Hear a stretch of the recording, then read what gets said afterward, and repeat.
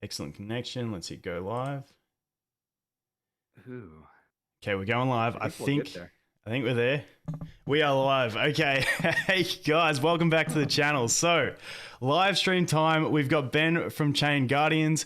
The first most important thing that I know everyone's going to be wondering, yes, we are going to have some giveaways at the end, I believe. So, we got the wheel, do we? Yeah, sick. We got the Sick, wheel, sick, bro. sick. All kinds of goodies. So, Listen, we could tell people that the reason why we were so late is because I was setting up the giveaway wheel, but we don't have to tell them that I'm just really challenged with tech today. He couldn't get his camera working, but hey, it's all good. But the main focus of this stream is to basically grill Ben with as many questions as we can related to the update week, the 7 days of updates, get more in-depth info into all of those different things. Me personally, I'll probably focus a little bit more on the RPG because that's the type of thing I'm more into, is the gaming side of thing, but we will touch on all of them, and then I'm sure we can do a bit of Q&A at the end with the audience if you guys have any questions. So let's kick it off. It was a big week of announcements. We might kick it off with the first one, which was the CGC to CGG. Now, in that post, you guys talked about how, you started as the mobile idea, and obviously Apple and Google don't want anything to do with crypto. And, so you made the CGC so that you could play it on mobile and then shift it over. Then you swapped it over to the web-based. But you guys are still looking at implementing mobile. Is that correct? Oh, 100%. Yeah, I mean, mobile's definitely the direction we're going, man. It's just like, so initially we were trying to play the game of how do we become one of the first like blockchain crypto projects to migrate over towards mobile platform, because we really started our inception back in 2019. There's really no pathway to be able to do it successfully. Now we're starting to get a little bit more clarity. We're starting to see through Chain Boost, we just had Forest Night, and Forest Night's actually live. They're play to earn live on Android. As you know, I think you. Yeah, I'm playing. I'm almost level 9 in it and trying to get this assassin thing in it. Yeah. Yeah. It's a fun game. I mean, as you know, they're doing some really cool things there. So we have people that have done it now, and there's some restrictions that are starting to be lifted. But we were trying to make it happen before, honestly, the industry was ready for it. But we recognize, and your community knows, mobile gaming is obviously the future, especially when you can do play to earn from your phone. Yep. That's the route we want to take, because that's what people know. It's what's native, it's what's friendly, it's what's user friendly, and there's really no excuse for us not to head that direction. 100%, and especially with the RPG, especially that type of game is so catered towards mobile. Like, you can get it working on a web browser, but it's a bit, it's not as comfortable, because it's just the kind of game that if you're playing, it's easier to play while you're chilling in the afternoon watching some Netflix. Yep. And you can just hit your retry buttons and stuff like that. But with the CGC to CGG, obviously that's going to get implemented. At what stage do you think that sort of, I'm tipping you said you're going to do a drop or something like that, depending on how much you have? And also, can you say what sort of conversion rate you're looking at for CGC to CGG for players who have been playing the game?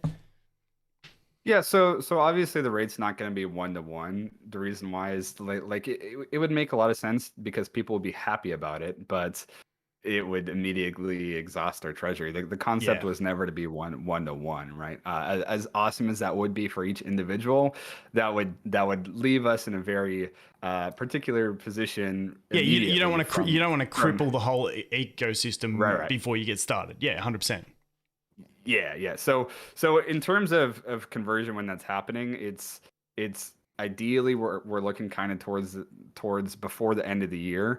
We have so many things that are in the works.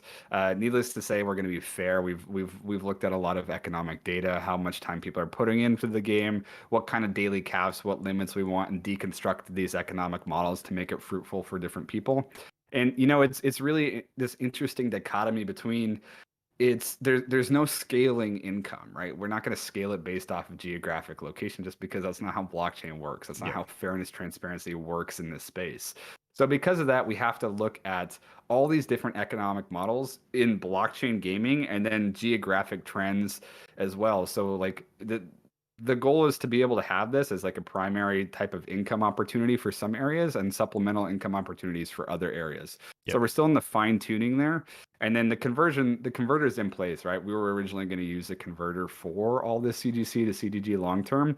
With that gone, we already have the security and the auditing in place to make sure that we're confident saying, hey, here's your CGG. We're gonna CGC. We'll move forward, distribute your CGG. So Yeah. we're squared away. We're just finalizing some details to make sure it's smooth and fluid for the community. Yeah, definitely. So any ballpark on the conversion rate, or you can't say anything at this stage?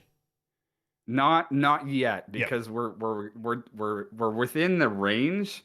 We're just finalizing details within that range. Yeah, and you don't want to say something and then everyone goes, "Hey, you said this." Yeah, 100%. But yeah, roughly when do you think that'll happen?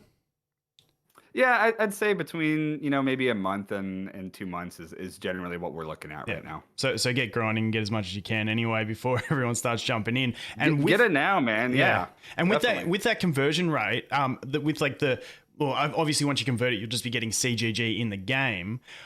If the price of CGG like skyrockets, will you adjust rewards in game based on dollar values, or are you going to set it fixed at a CGG value? It'll be adjusted. Yep. The reason why is because we have to stay in a very close working relationship with our ecosystem. The goal is always going to be to kind of peg it to the best of our ability, a certain dollar amount, which we can cap people out on a daily basis. It's really important because if it dips, we want to make sure that people can earn money still. B, if it skyrockets, we want to make sure people can equitably earn money still, right? Yeah. And it's this concept, it's this constant balancing act of deconstructing these models to make sure it's fair, long-term, and sustainable for our ecosystem, because we don't want to be here for 5 months, man. We don't want to be here for 5 years. And I feel like you don't want to get into you don't want to get into the situation that Axie's at, where your SLP just plummets, then people are earning nothing, they're raging at the game, then they do a modification but it's too late, and it's like this weird situation. Whereas if the price goes up, you reduce the rewards, that gives you more in the bank, that if it drops, you can use that stuff that you sort of saved by reducing the rewards when the price was high. You can then use that to sort of lift the rewards if the price of CGG drops. Is that the sort of idea? It gives you like a balance that you can play with. 100%, dude. The teeter-totter goes both ways. We're not gonna have it apply for where it benefits us, because like there's this concept of like projects try to do what benefits them. Right. But Chain Guardians, we completely flip it. Right. And the reason why we flip it is because ultimately you don't have a project if you don't have a community, if you don't have an ecosystem driven around adding value to consumers. Yep. So it's more so about if we peg it to a certain dollar amount, we focus on constant state of iteration. What it does is it allows us to stay true to what the initial concept is of allowing economic freedom, of allowing fruitful opportunities of income generation, whether the token goes down or whether it goes up. By pegging it, it allows us to stay in a constant state of iteration to optimize those experiences, but also be able to have projectable types of opportunities long term, not just the pump and dump FUD like you're seeing with other projects. I'm not going to name names because we're pretty close with everyone, but there's no, anyone in this room could ascertain what we're kind of paralleling here. 100%. Yeah. So, and with that, when you talk about that, that dollar amount you're trying to fix off for, daily gameplay, is that based off of purely your daily activities? And I don't know if you're going to change it up. There's another question I've got to follow up with this, but is there going to be like more like, you peg that amount, but then if you've got a really good team and you're better in PvP, can you earn more? If you're in a good guild, we'll talk about a bit more about the mining implementation into the RPG. But like, if you've got all the good characters, you've got a good mining team, you can earn more than that pegged amount that you're talking about. Dude, so you're asking questions that are really important, because these questions have to be asked, and the mass majority of people aren't having these questions asked, which is really important. That's such a critical question to ask, because it's designed around creating ecosystems for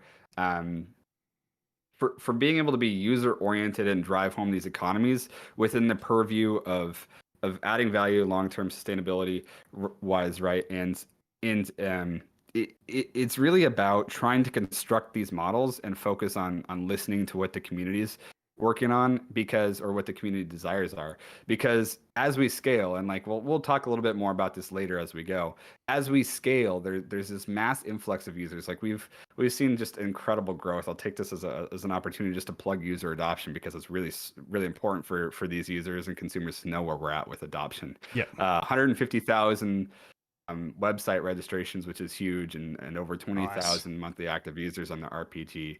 Monthly active, that's pretty solid. 20,000 for where you're at the moment. Yeah, man. I mean, there's no surprise that the RPG is not the most fun, immersive gameplay experience on the moon right now. We know that.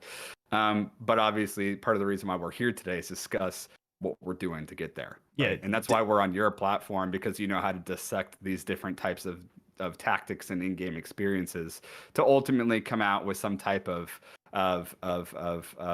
oriented ecosystems where people can have fun earning income, right? Yeah, 100%. That's like the end goal. And I think that's the key thing. That's why I was really impressed with Chain Guardians when I first saw it, and I had a chat to you, because you are working on developing it. Because like you said, the RPG in its current state isn't the greatest thing. And people, I think in the crypto space, like at the moment, you've got the button clicker games, which, you know, you've got to do like a verification every time to prove you're not a robot, because the games are just that bad basically, but they can earn money. And then the other side of crypto gaming at the moment is it's like, oh yeah, but there's no gameplay of that because it's a AAA game. And it's like, no, you've either got like button clicker games that can be built in, you know, 6 months. I'm talking about the market as a whole, or you've got AAA games that don't have realization because you can't build them that quick. But I think a lot of people forget that, yes, you know, you've got your Star Atlas, your Illuvium, all those sort of things, that like the AAA games that are in development, they will come, but people think it's like that or nothing. And I like me personally, coming from a mobile gaming space, if you guys look at my main channel, it's called Vulcan Games. I play a game there, and I have for 2 years, which is an idle game on mobile.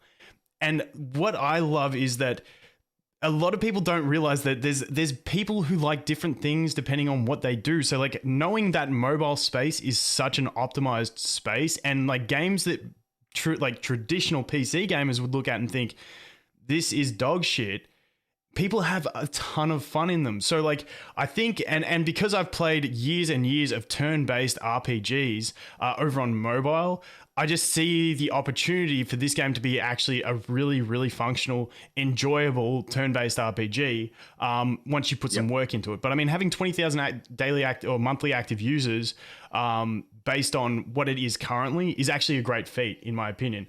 So I think that's really solid. So with that, you're obviously, sorry, you go.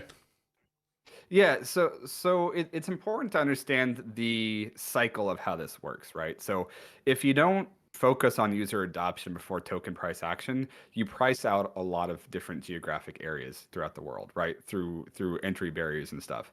So you can focus on like, part of the reason why I started talking with you, and for full transparency, we've talked a lot, and we've done a couple different things for Chain Guardians related stuff, and I think that's important for people to know.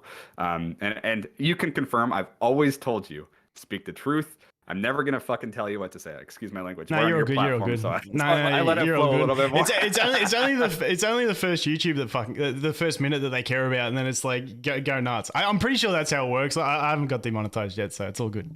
Yeah, just let me know. We'll figure something out if you do. That's all good. But yeah, you can't price out these different regions, so you have to focus on user adoption before you really go towards token kind of price action. Otherwise, you're going to price out areas, right? So we focused a lot, and as a lot of people in here know, we have some certain things with influencers. Like we've done things with like BitBoy, we've done things with Ivan, we've done things with Hash, and these really kind of like top tier influencers in the space. But we've actually focused a lot more on play to earn influencers and marketing through play to earn influencers, because we care more about users and supporters of our ecosystem. We don't really care about speculators of the token and stuff. That's part of the reason why we have Boost Score and Shame Boost, and we reward people that are loyal supporters of the ecosystem. And so, I mean, that's the reality of it, is speculators have significantly less weight than people that care about our ecosystem, that play our games. And ultimately, that's why we're focusing on user adoption. So when you see the game, when you see the market cap of Chain Guardians, when you see the current state of the RPG, There's obviously room for growth, but we've really focused and dialed in on user adoption Yep. because it's relatively like when I first started playing Chain Guardians, I recognized that the RPG was in the best state. I was playing on my laptop in the freaking car, man. Yeah. Right? And it goes back to what you're saying is like the AAA game concept. Great. Video games are really high standard. The psychology of like the video game industry is they expect the best top tier because that's where the space is right now. But we get addicted to the weirdest of things. And I tell you, Chain Guardians has that odd addiction factor, even in current state. And obviously, because we've talked exhaustively about this, we're moving towards especially with the third game release is going to be that massive time sink where you can throw 10,000 plus hours, still earn income and still have fun with your friends. Like the World of Warcraft, you're sitting in Stormwind, you don't even know why you're sitting in Stormwind after 10 hours of sitting there. You keep jumping from pillar to pillar, right? And you're like, why am I doing this cycle between pillars? I don't even know. And then a queue pops. Like, I was waiting for a queue. Yeah. Dude, you have the freaking macro where you go through 25 different mounts and you just go from like pillar, like what you're saying, you find your little spot and you just chill and trade chat, right? Yeah, 100%. No, that's awesome. And with what you were saying about how, for the income side of things, because that's where we started this, we got a bit sidetracked, but with the income side of things, you said you gauge the community, see what you want. Me personally, I actually really do like the whole idea of linking having your base level pegged income and then sort of linking the rest to progression. And like, you don't want to call it pay to win, but like you've got to reward people who are investing not just the money, but also the time to develop their accounts. And we'll talk a bit more later on when we talk about the other feature about how much utility the CGG token will have, because that's a fantastic thing as well. And I hate going back to Axie, all the time, but it's sort of the one that everyone knows and the model that a lot of people look at. Point. Yeah, but with that, they sort of built themselves on a thing where it's like, okay, we have this set income that, you guys can come in and earn. It was more like you don't have to do anything, you just basically earn it. But then they did this big rework where they halved the rewards you get from that daily play loop. And then they put the rewards into PvP, which means now you got to buy a more expensive team. It's sort of just like...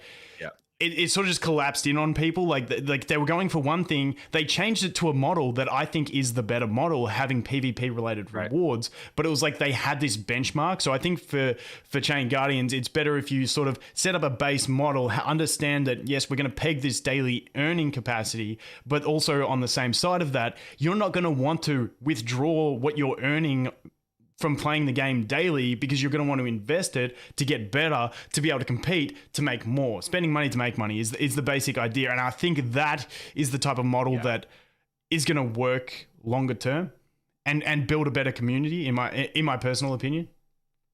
You're right. And you're right in the sense of it's very important to cover. So part of the 7 days of dev updates is underpinned by UI, UX, and then CGC abolishment, because the concept here is that we want to create very few games in the entire space are doing what we're doing, where it's free to play, play to earn, entirely free to play, play to earn. And while we want to keep those avenues for people to feel immersive gameplay experiences and get into the ecosystem, there needs to be a scaling value add for you, speaking directly at the utility for NFTs, right? Yep. So whether it be NFTs, if you have NFTs, it's going to increase the amount that you can earn throughout the day. It's going to reduce the time that it takes to earn that set amount.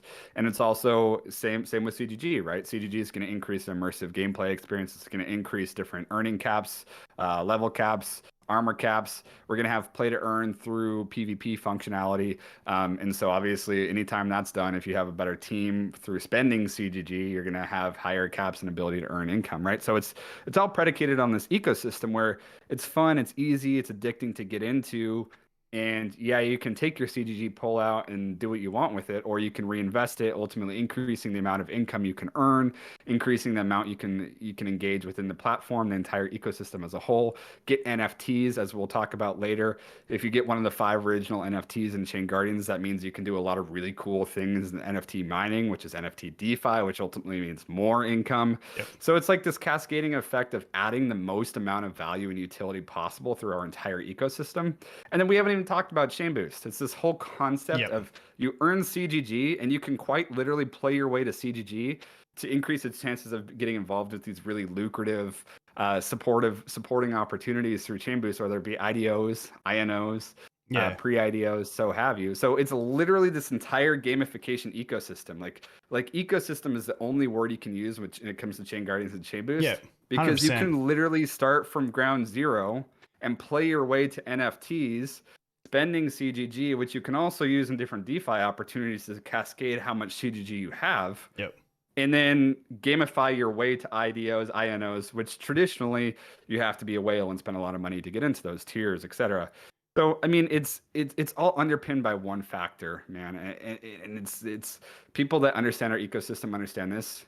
Every single change, every single thing we do, is about empowerment of people that are actively engaged in our ecosystem. Yep. Because those are the people we care about. Yeah, definitely. And so it's all underpinned. Like, you want to do a synopsis of Dev Week? It's literally that, adding as much possible value to our supporters, because we want to give them as many opportunities towards economic freedom as possible. Definitely. And with that chain boost as well, the thing I like about it is, like I said with my model of have, your baseline earning in the RPG, and then, if you spend more or play more, you got more opportunities to earn. It's exactly the way with chain boost, where if you've only got, like, say, I think, correct me if I'm wrong, but you still need 500 CGG to be able to get verified on Chain Boost. That's the one requirement, which eventually people will be able to start earning that, like through free to play. It'll take it some time, but then once you get there, you're there.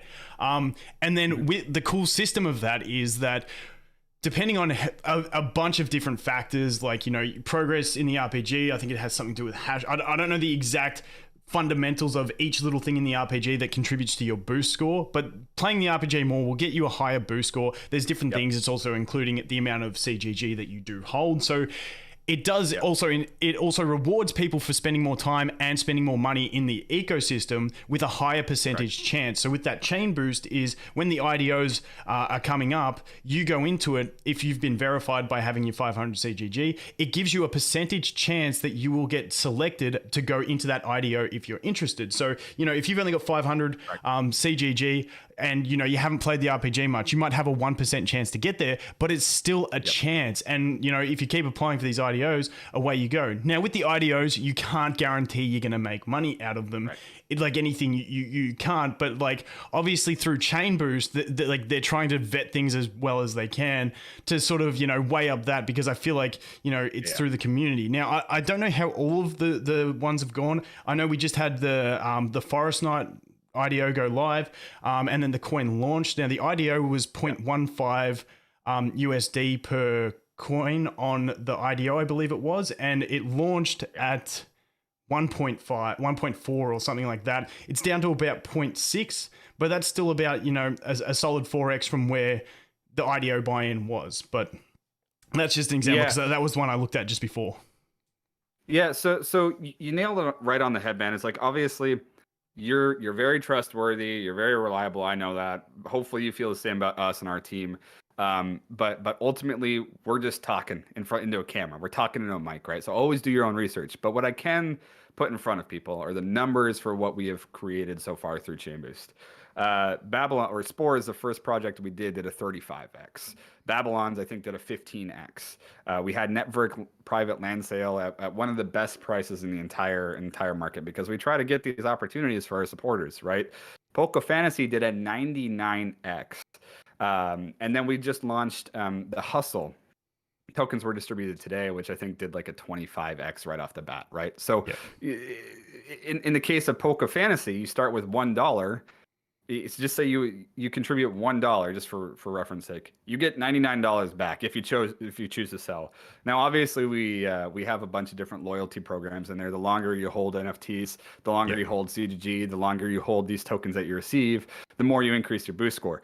But I don't want to spend too much time on Chain Boost, just because there's so many cool things we have about me too. Chain Guardians. You went there, so I had to touch on it. I know. So, but I do want to wrap it up to one point. So, like, I'm talking about this really cool thing that you play Chain Guardians, you earn the token. You don't, well, you can do what you want. I'm not going to sell the token, because I know the utility it adds value. We've shaped CGG around adding as much possible value as that we can to our consumers, whether it be a launchpad, DeFi opportunities, internal staking, which is going to be fractionalized NFT farming, where you can stake your CGG to earn rare NFTs, or a bunch of other things, advancing through the game, increasing your characters, getting cool, collectible, rare weapons, items in game, increasing level caps, going into PvP. The list goes on, right? Like people talk about like the token that you earn in a game is going to be a dump token. Look at the utility. If you want to maximize what you're getting out of the ecosystem as a whole, Yep. I mean, we've really created a no-brainer type of situation. That's just me, thinking out loud. Maybe Having said that, there will be the people that maybe, it's a decent little side income. They don't have the depth of knowledge, or they don't feel like going that deep. So they may be playing like 5 different play to earn games, and then they may just do that. And that is there's nothing wrong with that either. It's just you're trying to incentivize as much as you can for people to want to spend more of their in-game earnings in the game to progress the game. Yeah. Yeah, 100%. And so the whole concept here, and I just want to give an example. Like we have someone that quite literally just they had 2 or 3 NFTs in our ecosystem and played a bunch of NFT mining, played a bunch of RPG, never sold the amount of tokens that they had, never sold their NFTs. And they're not a whale by any means, the bare minimum of 500 CGG. Based off of their loyalty score, which ties into the boost score, they were in the upper echelon of participants in Chain Boost. And he actually was able to buy whatever land he wanted in Network Land INO, initial NFT offering. And so it's all about like that's just a prime opportunity of you don't have to be a whale to have these lucrative opportunities in the entire ecosystem, right? And so I know we went off on a long tangent here, but I could talk for hours about our ecosystem, so I apologize. I'll let you.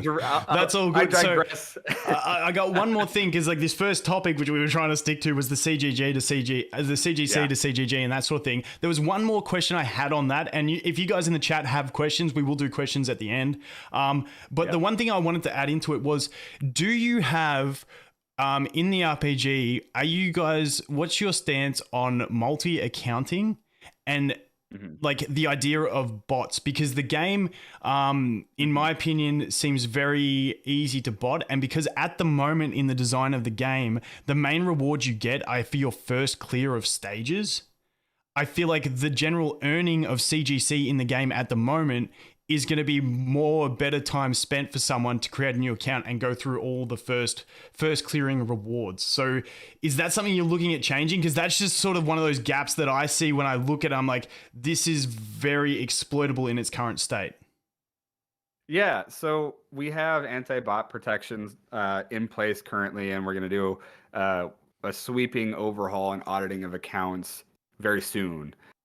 Because obviously we want to reward people that have done it naturally, done it organically. There's going to be a lot of correspondence coming up with this. Multi-account, technically, we don't necessarily have anything in place right this second saying don't multi-account. However, there's probably going to be some more clarity coming very soon, right? Because we're not, I got to be careful what I say, because I was about to make a government reference there. Can't do that. No. What I will say is we want to... Stickly, that's shitty. I got no interest in getting involved in that shit. No, we'll keep that off the stream, off recording. I don't want to get in trouble. We want to provide clarity. And we want to provide a very clear framework for people to make sure that they're given every opportunity under the moon to participate in what we consider to be rule following type of structures, right? And so we're not gonna just start dropping people, right? We're gonna start by rolling out a pretty comprehensive communication campaign, just so people know this is on limits, this is off limits. But ultimately, we're gonna get the game to the part where if you really do want to actually move towards income generation, you're not going to be able to bot, because there's going to be too many RNG type of immersive experiences where you're not going to be able to get that far if you try to go that route. And if you want, I've got some simple ideas of ways that you can scramble after a battle to stop exact locations, so you can't actually have a macro running on the. But we can talk about that after. Anyway, that's another thing in itself. So that pretty much covers what I want to talk about CGG. So now I want to talk more about gameplay and stuff like that. I feel like we went pretty deep into that topic. So merging the RPG and the mining, that was the day 2 of announcements. Now with that, it sounds like a really cool system. The way it sounds to me is kind of like, it's kind of like just Guild Wars, but if you defeat someone, they get boned because they lose their mining capacity. Is that pretty much the gist of it? Like they lose mining capacity for a period of time?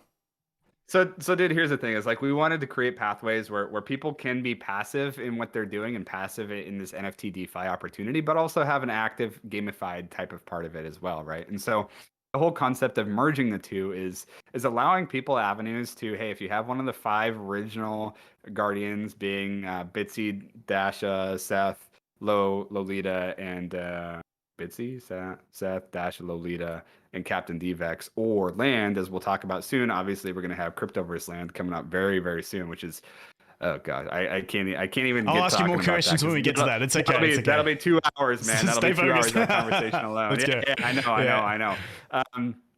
And so you'll be able to form a guild, and then it does turn into guild wars, right? It's this scarcity concept, and everything is turning into the scarcity concept. It's not oversaturation of resources, it's scarcity of resources. So we're looking at creating a bunch of different cool immersive things, such as classification of different categories of NFTs, what the different categories of NFTs do, and then this type of massive social atmosphere. Because right now, you face someone in PvP, you come in our Discord and you yell at them or you laugh at them, right? I see Jilly in chat, I see Ornamus in chat, and I see some people here in chat, and it's like the only way you can make fun of the people that you're kicking their butts in PvP is by coming onto our platform and hoping the other person's looking, right? When you do that.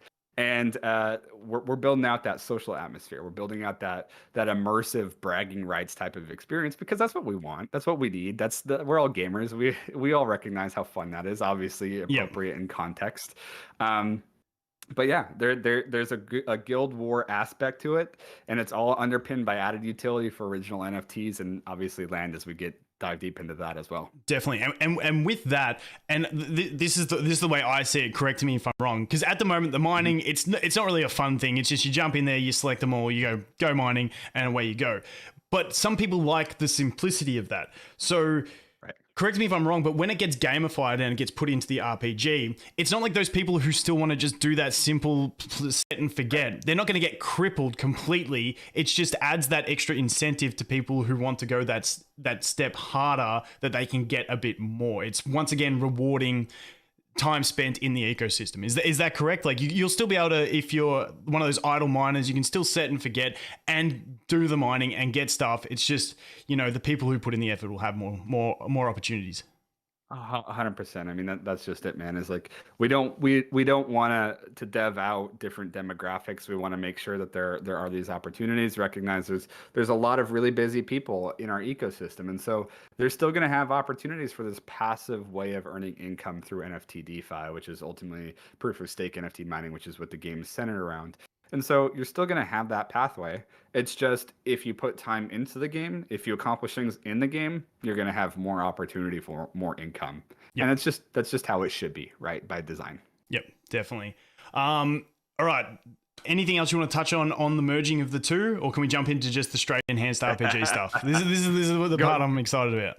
Yeah, go for it, man. Okay. Let's dive into it. So the day 3 one was talking about the enhanced RPG. Now, this is what got me really excited, because when I had spoken to you before, you said, we are going to work on the RPG. We know it's not up to scratch. We got a lot to do. So me personally, obviously coming from 7 years of mobile gaming and turn-based RPGs and stuff like that, I have I have a lot of opinions on this sort of stuff. But so the first thing we were looking at is you said you're going to rework some of the character models. Are you going to keep mainly the same aesthetic, but change some of the backgrounds, enhance some of the character models and stuff like that? Is that the basic gist there?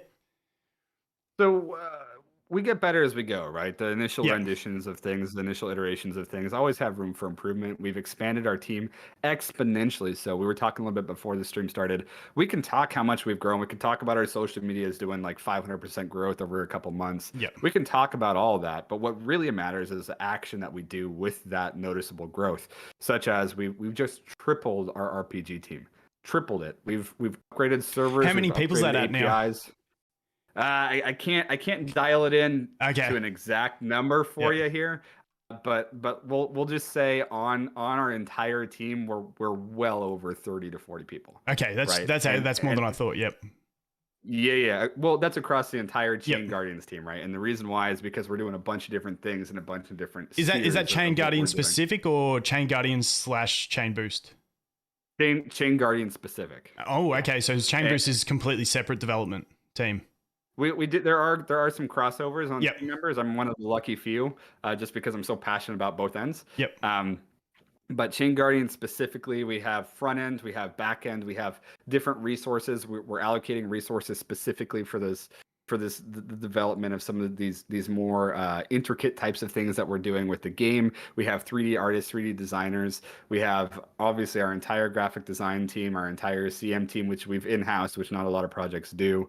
But yeah, we're edging really heartily around that 30 to 40 marker. And just because you said it, I got to dig deeper into this one. You said 3D artists. Are they specifically for the Cryptoverse, or are you looking at some 3D aspects to the RPG?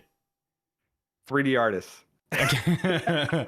all right, leave it there. Take what you will. No, that's cool. Like I said, anything you can't answer, that's perfectly fine, man. I'm gonna dig. Right. That's cool. Okay, so, and like, because for me, like, I'll just touch on a couple things, like, because you've got these awesome 2D animations, and I just think like a really cool interface with things like, you know, if you have a character selection screen where you can go into your characters, have a look at them, but it comes up with that 2D art in the selection screen. I just, like, from my years of playing games, it just adds that sense of immersion, and it's something you've already got. So that's the kind of stuff I would love to see just on a UI type, you know, enjoyment of just opening the game and looking at it. Obviously you got the home screen, you have a character there. That'd be that kind of thing scrolling through. But with mechanics, now you've said we're going to go into having, you know, like your Holy Trinity, your tank, DPS, and healer. And then you're going to have talent trees.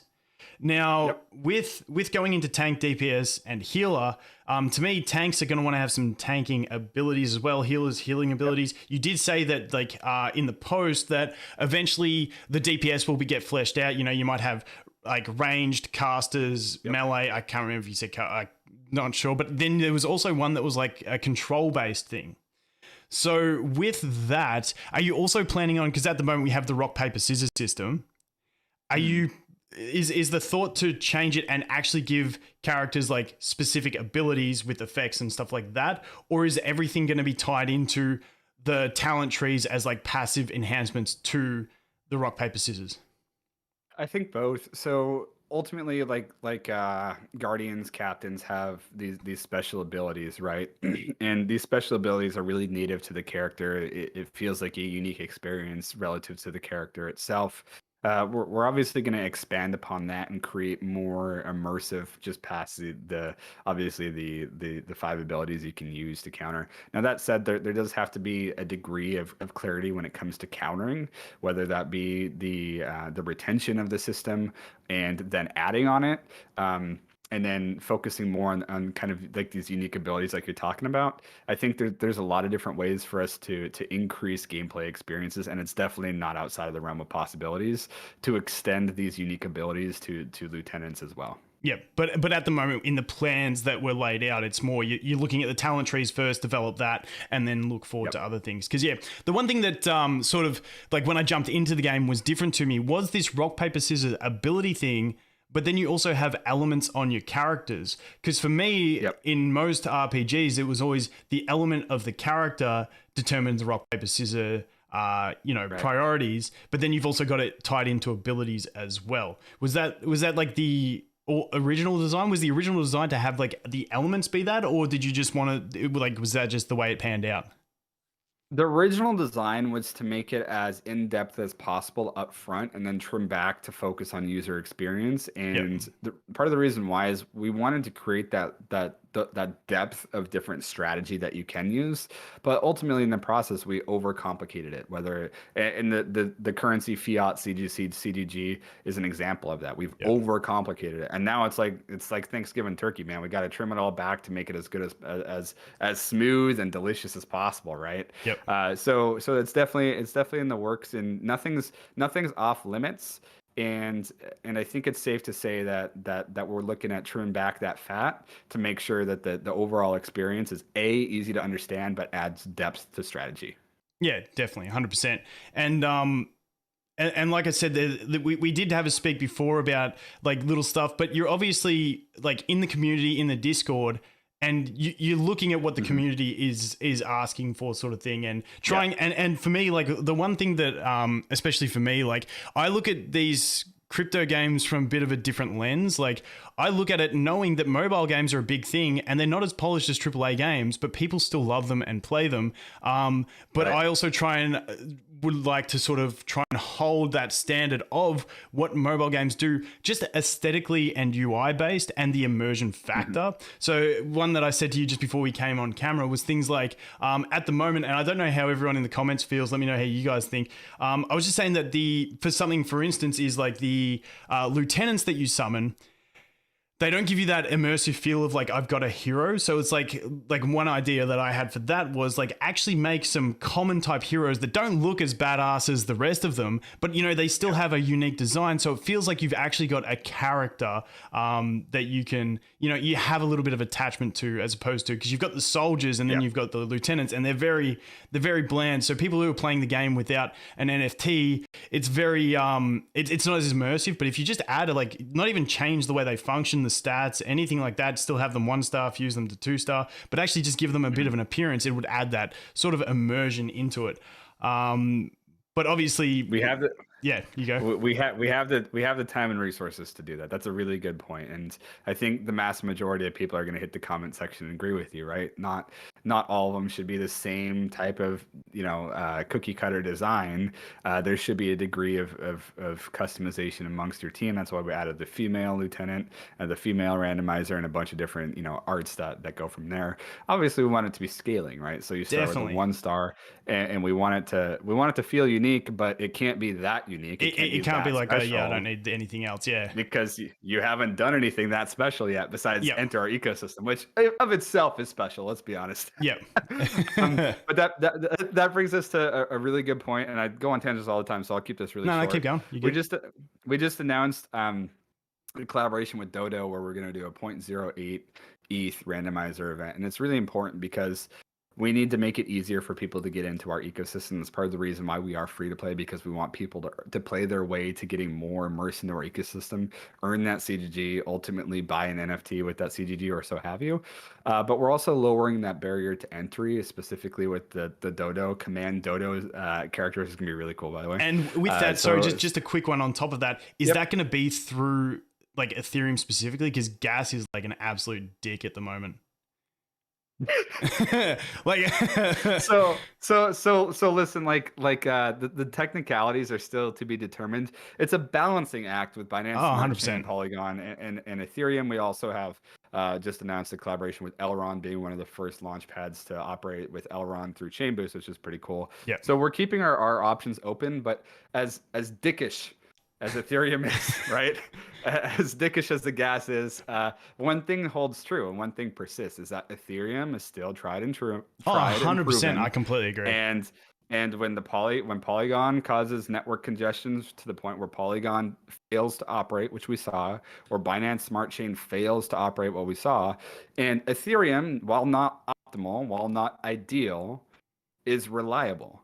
And hopefully they sort their shit out eventually. And yeah, I mean, there's a reason why these layer 2 solutions are in place, and we worked very, very closely with the Polygon team, and the solution's not too far off. The solution's already in place. It's about optimizing, right? So, but that's the thing about Ethereum, is it sucks. That the gas really sucks. We all know that. I mean, trust me, I know that too. But at least when you have an IDO spot and Chainboost, at least you can transact. Oh right? yes, and when we 100%. saw that massive flash crash a couple days ago, we heard from 100 different people about how all these launch pads seemed like they were rug pulls because no one could actually get their contributions because they were operating on Polygon or Binance Smart Chain. Yeah, it costs $80 to $100 on Chainboost, and it sucks. Trust me, we feel the pain, but at least you can contribute. At least it's reliable, right? And so 100%, the most important takeaway here is that we are willing to adopt very, very quickly with what fits the needs of our community, but also to stay cognizant of the reliability factor of the different chains. 100%. And just something that I was thinking about with that, because I mean, the thing with gas is, if you wait, you can, minimize your expenses on gas. But with the randomizer events, I'm not 100% across how they operate. So excuse my ignorance on this one. That's okay. Is it limited amounts that you can, is it like a limited drop on the on the randomizers for the new characters and stuff like that? Yeah, so some more details coming on that. The Okay. reason why is because we are finalizing. It's not because it's NDA. It's because we're still finalizing. There's like two attributes we're finalizing some iterations on, right? Yep. And I just don't want to give you information without having concrete. No, that's cool. information, But right? all I was looking for that it is limited. Now, the one thing I don't know Yes. if you guys have considered anything like this, just to do with that gas issue of having a way for players to, like, I don't know if you're stressed about how fast it'll sell out. I don't know how fast your others sell out, but as you start scaling up, more people come in, you still have those limited supplies, but you have more people wanting to buy. Yep. Could you do like an allocation like point early, so it's not like a rush to mint and then you're paying those absolute premiums on minting because you can't wait for it? I think it's safe to say that Chain Boost has some functionality in a tiered type of system to offer first come benefits to CGG holders or boost score holders, right? And so there's a lot of kind of unique things we can do to limit the inflow and try to the best of our ability to make it a fair and equitable solution. But we haven't ironed out those details. All Yep. I'm saying is we do have the processes in place to make sure that it's not just a massive flood and then gas war, etc. Yeah, definitely. And and I understand all that. I'm just asking the questions because I know every Discord in a crypto game that I'm in at the moment, everyone's just raging about gas, and it's just something that people are very curious about at the moment. Back into the RPG, I'm just going to do a hard segue that makes no sense because we were getting really off track. But with, for instance, the fusing, we have the lieutenants. I don't believe it's actually active at the moment. If you fuse 9 3-star lieutenants, is that active? Not yet. So with that, not yet. is that system going to stay in the rework where you fuse 9 1-stars to get a 2-star, 9 2-stars to get a 3-star, 9 3-stars to get a and to get a minted NFT of a character in the game? Is that correct? One of the actual characters? Well, not just in the game either, right? So it's all predicated on the ecosystem, and CGG you'll be able to expend your CGG to actually cover minting fees, right? So, which is really cool. But this is going to be an on-chain NFT, which means you can take it to an external marketplace and sell it, realize profit, and do what you want with it. The reason why it's not implemented yet is because unless you were literally with us 365 days ago, or you're playing the game to an absurd degree, which statistics tell us it's not quite possible, but people could be getting very close. Yeah. That it's not there yet. But obviously, when we come out with this mintable on-chain NFT, we want it to feel like you accomplished something really cool. And we just haven't finalized the design for that NFT yet. And for those who don't know what he's talking about with the time gap, you get 1 free 1-star per day. And I think I did the math. It was like 400 and something days or something like that of logins to get those 1-stars. So it's not like you're just going to log in for 3 days, mint an NFT and go, hey, profits. It's you've got to be dedicated. That brings me to another question, which is, this is a much more fine detail, and this is a bit of a selfish question for me because I'm curious. Your daily selfish, we like it. Your daily free summon is locked to a 24-hour timer. So if you're an hour late, you've effectively spent 25 hours in that one. Have you considered having a daily reset on that? So it's like this day between 12 a.m. and 12 a.m. the next, between 24-hour period, you log in some stage during there, do your summon, and then you've just got to log in some stage during the next day and do your summon. Because with the system as it is at the moment, it's like one of those min-max things that just tilts me, where it's like I keep getting 10 minutes later, and it's like now I've got to stay up till midnight to do my summon to stay optimal, and then it's like then you've just got to let a day go and sacrifice that. It's only a tiny one, like I said, it's a selfish question. I think it's safe to say that we're exploring opportunities to align the participation. I think I just lost you. Nat, you're back. Wait, we're having some technical difficulties. Give me a sec. Mine's all good. I've just lost you for a sec, Ben. All good, man? Okay, I've got your voice. I've lost your video. You're frozen in time, but I've got your voice. So, it's a pretty good pose for you. It's looking pretty solid. Say something. Are you still there? Gotta love the technical difficulties. Wait, yep, you're back. Beautiful. Yes, yeah. Oh, no, you're frozen again. Shit. I'm doing the bobblehead, man. Yeah, I don't know. It might be because I'm in Australia and our internet sucks, but I think we're still we still streaming all right, guys. We still streaming all right in chat. Like you can see me fine. It's just Ben frozen. Yeah, yeah, Ben's frozen. All right, all right. We'll give him a few minutes to catch on. Oh, he's back. He's back. He's frozen. Damn it. Damn it. We'll just give him some time, guys. These things happen. I believe. Yes, Borkno, 100%, dude. And any questions while he's spending a bit of time frozen? Have you guys got any questions in chat that you're thinking about already? Whoop. I see you, Ben. Can you say something?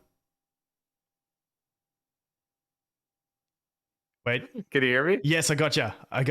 Oh no. Okay, dude, yeah. it's been a whirlwind. No, you're all good. We're back. It's all good, guys. Oh gosh, I've just been bobbleheading back and forth, man. No. I'm gonna get an oblique workout in by the time we're done with this live stream. Yeah.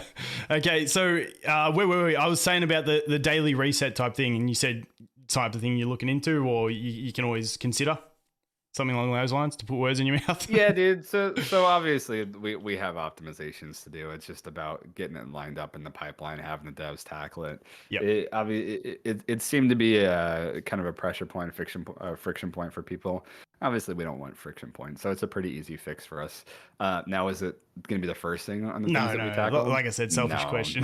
Definitely not. Just one of those min-max things, you know, min-maxes, how they're just always those annoying people. That's one of them. But back into that, the minting and the fusing side of things. Yeah. So like in your vision, is it going to be like a minted NFT? Like, could you get possibly like one of the early characters, or you've got your limited amount? Like, are you going to like, you can't do it now, but like going in the future with newer characters, are the characters from fusing maybe going to be like exclusive to fusing, like not just purchasable? They're going to be exclusive. That's cool.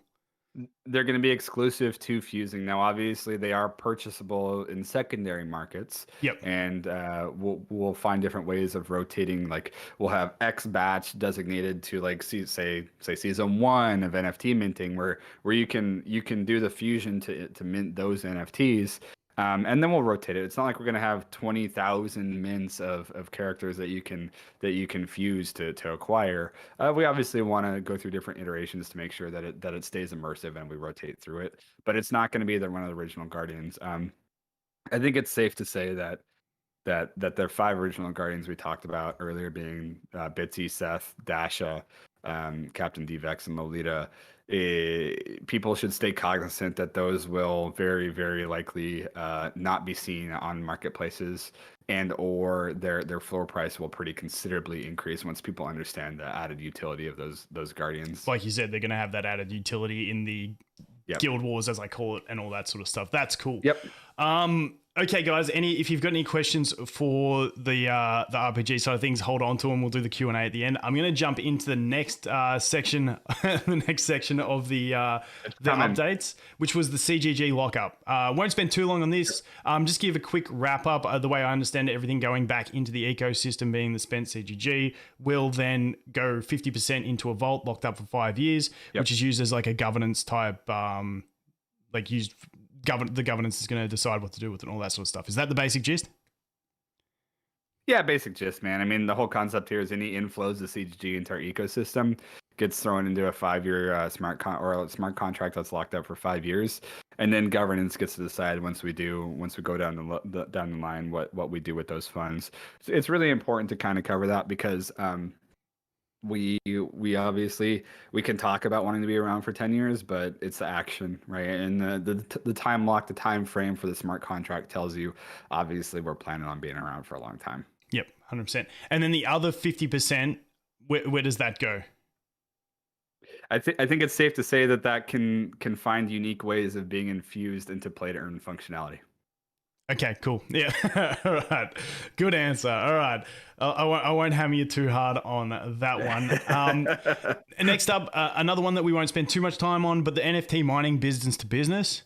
Mhm. So it's basically trying to make, like, obviously in the mining at the moment, you can use any of your partners NFTs. You can get some hash rate out of them, and do that sort of thing.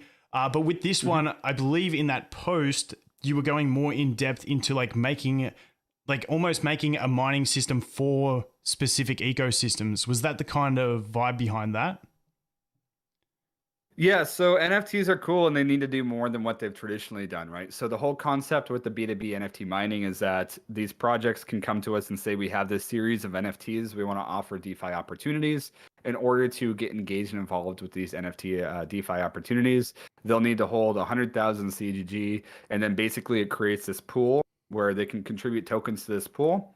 And only NFT holders native to their platform. So only their NFT holders can enter this pool, stake their NFTs, and earn whatever tokens that they infuse into this pool, right? So it's literally we've created the solution for any project that has NFTs to offer a DeFi experience to their consumer base. So if you think about it, like just kind of going off on a vision, right? Is like, say you buy an NFT on OpenSea, and you have the project, the verified label. You can click on their page. I'm not saying this is going to happen. Just thinking out Yeah, loud. just a You can concept. click Yeah. on the page. Yeah, just a concept. You can click on their page, and it says DeFi opportunity available, and then it white labels solutions back to the Chain Guardians page where they've already bought 100,000 CGG.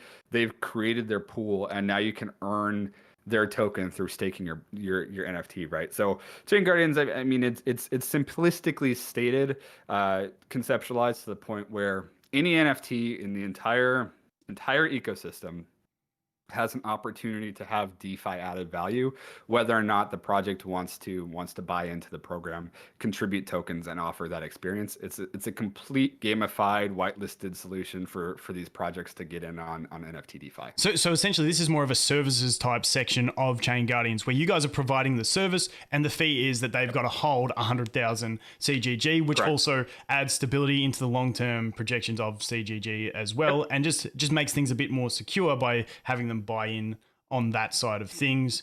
Like it just sounds logical because you guys have the infrastructure, you know how it's done. Yep. It's actually a fairly cheap. Well, at the current price, it's fairly cheap for the added utility that they can actually bring to their projects to add value. And I mean, a lot of these, especially like you said, NFTs. Like if you look at avatar projects, which just are another thing that just blow my mind like completely. I'm not a crypto person. Like I said, I'm a gamer. I'm fairly new to crypto, and that shit still blows my mind. How they make so much money for a couple JPEGs. But like the problem with that is like the way I see.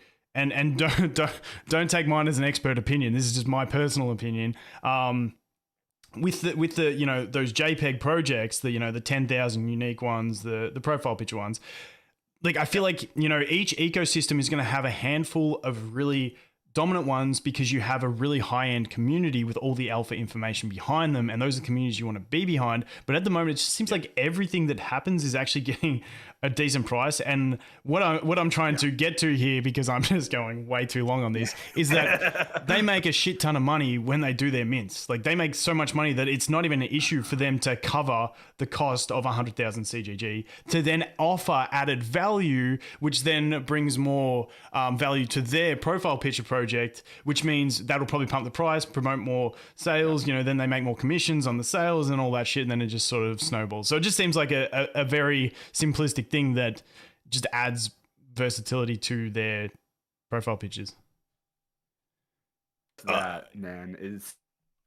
Oh, we've lost him. No, I talked for too long, guys. Rip the gene.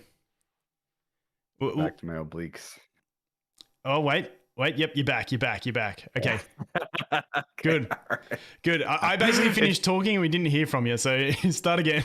Yeah, no worries. It's basically just that though, right? It's like these projects are going to have to decide if they want to be speculative or if they want to add value and utility, right? We've put in place a structure where they can focus on adding utility. If they want to take care of their community, if they want to focus on value add for their community, they have no excuse not to, because now we have the solution in place. Yep. And in the end, a lot of them are DAOs. So like the community is going to Yep. vote on these things. And if the community can get more utility for themselves and something to do, then they're going to be all for that. Sweet. I think that just about covers that one. I'm trying to speed it up a little bit because I know we've taken an hour already and we've got to get to some Q&A and stuff as well. The Guardian program, that one was talking about live events and stuff like that as well. So you guys will be attending live events. And yeah, just give us a quick wrap up on your view on how that's going to operate. Yeah, I mean, we just went out with a post today where if you're a legendary guardian, you basically fill out a form. We'll do a raffle selection, and basically it's an all-inclusive, expenses covered trip to NFT NYC with us, restricted to U.S. residents. And I know it sucks, but just with COVID restrictions and overall kind of the whole situation. Hey, in general, don't worry, everyone in the US gets boned on the IDO side of things, so it's all good. You guys need to win. You're not lying. That's why we have that's why we have INOs, Yeah. right? And we obviously we have more INOs coming up very soon. Yeah. So don't fret too long, right? But it's just that it's like we're a fun team. At least I like to think so. We have a lot of fun in meetings together. We have a blast going through concepts. We love our freaking community. Like it's weird. If anyone likes their community more than Chain Guardians and us, I don't want to meet them because it starts to get creepy after where we're at.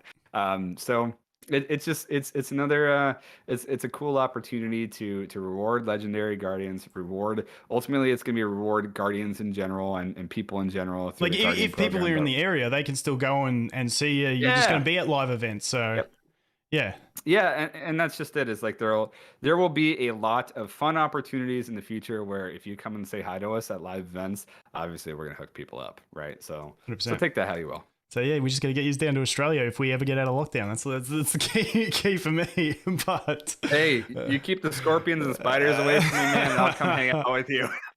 Oh, that's too good. All right, so that's the Guardian program, and then the next one that I was actually really looking forward to talking about as well is the Cryptoverse. So the Cryptoverse, obviously going to have land sales as well. So we'll kick it off with a start. Basically, your plan is to. This got me really excited because this got me into like when I was reading this post, like I had the picture of Ready Player One when he goes to that one planet and his mates like in there and they're just killing dudes and taking their loot. It made me think about that because you're gonna have a bunch of different planets and like Bitcoin planet will be like, you know, just the hub, the chill out, the vibe planet where you can flex your shit and that sort of stuff. And then you're like, there'll be like a PvP planet where there's one safe zone, but if you leave that safe zone, all the shit that's on you, if you get defeated, you lose it. And I love that kind of thing. Now, first question, which probably isn't the most baseline question to ask, but it's the one that I care about the most is, how's that combat going to work? Like, is that like action RPG? Like, have you got that designed, like an idea for that design yet? Because that was the first thing I thought when I was reading the post. I want to answer, but I can't answer this one right now. Okay. I think there will be a segue for me to come back and do more fun things on your channel with you. And if you want, I will give you exclusive rights to the first time that I announce that information. That's sick. Because I'm pumped about that. So, and with that, then you also spoke about, you know, maybe like a PG zone where, you know, the younger kids don't have to go and get killed and lose their stuff. They can sit and watch some rabbits and shit like that. So like you've got options and it's like a really cool thing. But then you also spoke about integration. Like you're not trying to be the metaverse. You want to have integration with other metaverses in the crypto space. How what's that sort of implementation? Like how would that look? Yeah. So listen, there's no shortage of land. There's no shortage of people doing metaverse. We're excited about it because I don't think that people can do a metaverse better than the creators of the Cryptoverse, especially with what we have lined up for utility, which is going to be really cool. Obviously, everyone knows that we focus on value add for consumers, and the land is taking that up 5 notches, which is going to be really exciting. Now that said, there's going to be a saturation of people that are trying to get into the metaverse to land sales. And I want to take this as an opportunity for people to recognize one thing. Don't buy land because land's hot. Don't buy NFTs because NFTs are hot. look at what they're doing, right? Like it's so easy. As part of what we do on Chainbase is we spend so much freaking time, energy, and effort into auditing these projects, auditing what these projects are doing. Do they have the team resources to connect visions with reality, right? And so while land metaverse is hot, dig deeper. It's like they have to be doing something, and they have to be able to do something to follow through with what they're promising, right? And that's what we're seeing right now. Now, the reason why we want to focus on multiverse is because there's a lot. Think about a No, we lost him again. Representation. Oh no, you're back. You're good. You lost you for 2 seconds. It's all good. All good? Yeah. Keep going. Sweet. It's like think of it as like what's the best way of putting it? Like the best analogy I can kind of think of is if banks all came together and offered uniform services across their platform, they would be able to have the best possible user experience. But instead, people kind of stay separate and try to focus on perfect competition. To a degree, there is capitalism integrated within the crypto space, right? And there has to be that competition to push people and projects to be better and offer more utility, offer more value add, like we've discussed this whole freaking show, right? But the focus is there's going to be, the reality of it is that Decentraland is going to do things better than what we do with our metaverse. Network's going to be able to do things better, do certain things better than what we do with our metaverse, right? Now, obviously, we're going to etch out our niche. We're going to be really freaking good at a lot of things. I promise you that. Everyone knows when we come out here and we promise things, it happens. It's just how we operate as a team. Now, that being said, other metaverses are going to do a lot of really unique, cool things. We're just one team. The cool thing about blockchain is it empowers people with these really amazing visions to do things that traditionally they wouldn't have pathways to bring to fruition. Yep. So the concept is like we want to work with people, because say just go off on a tangent with me real quick. Say there's a connector, right? Like there's the internet, like the Google engine of metaverse, right?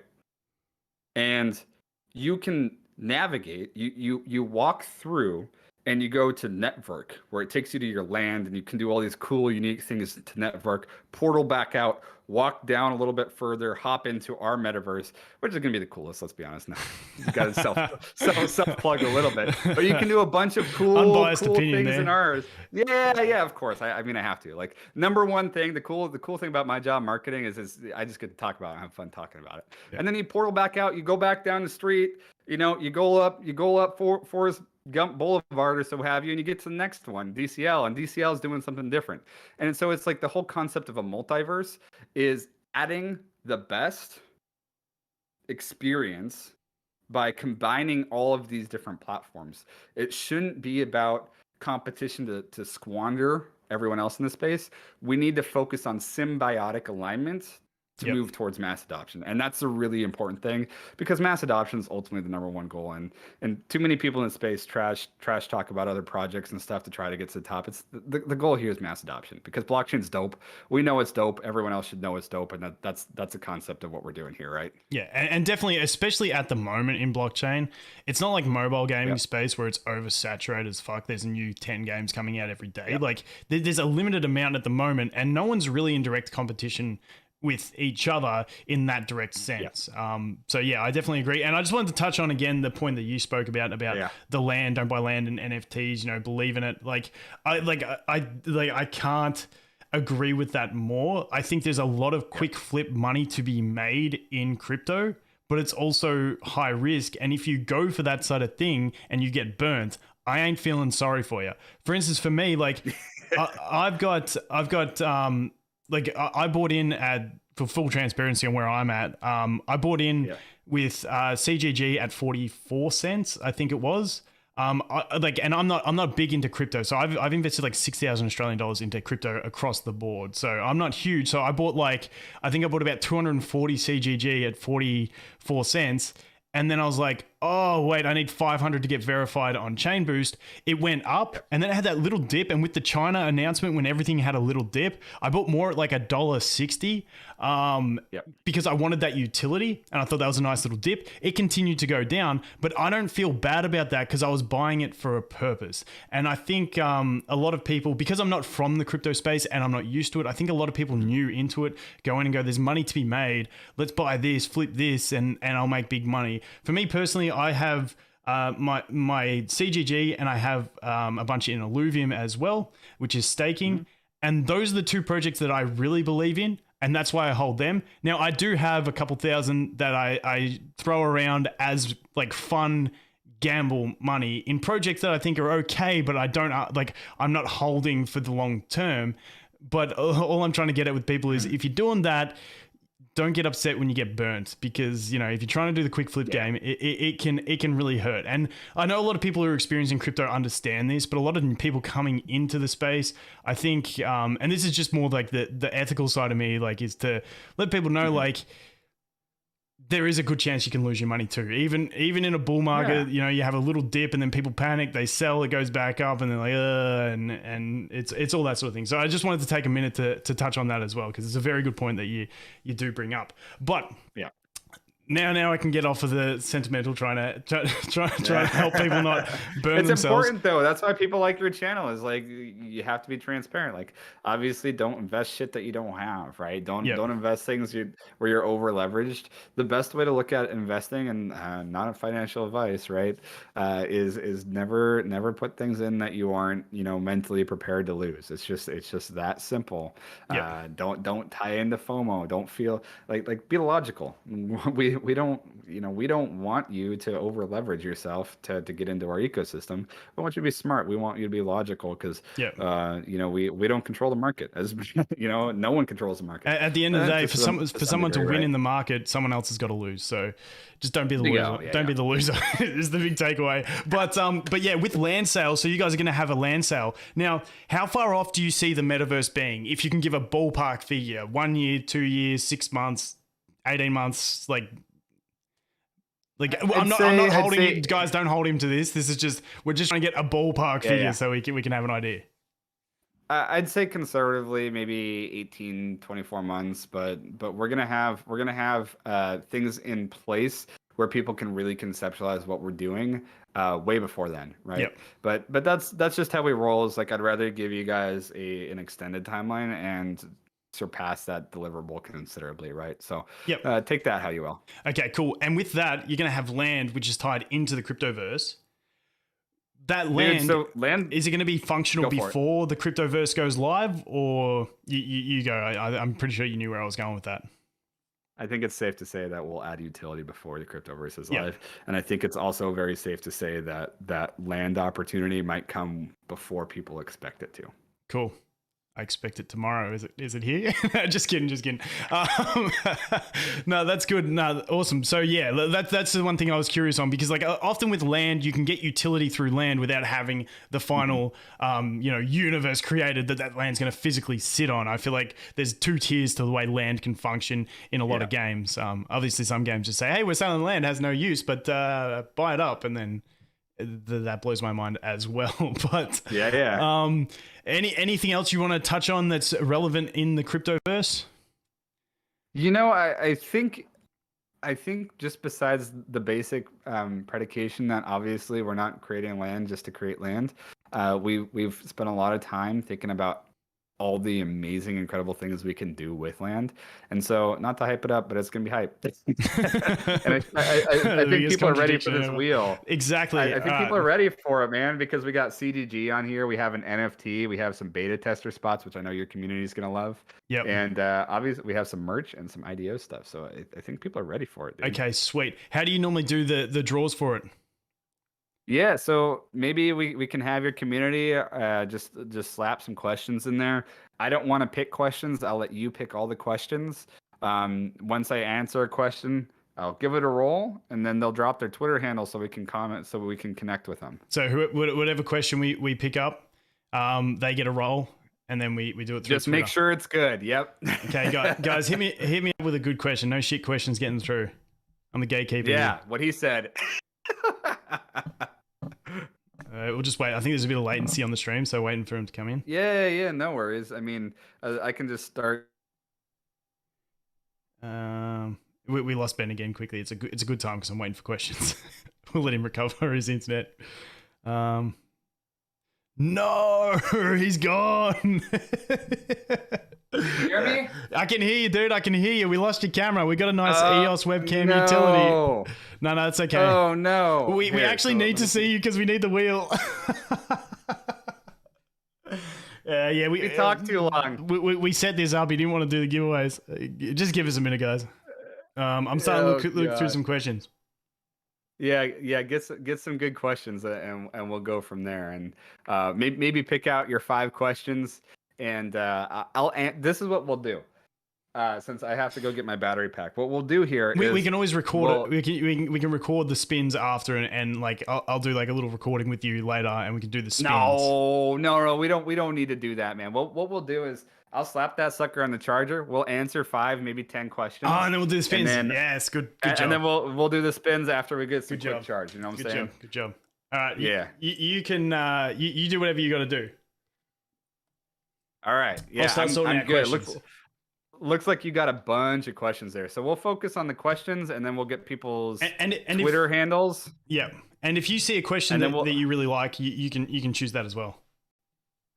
No, dude, I'll just let you answer the question. Part of the reason why is I see a handful of our community members. I don't want to be biased to any degree.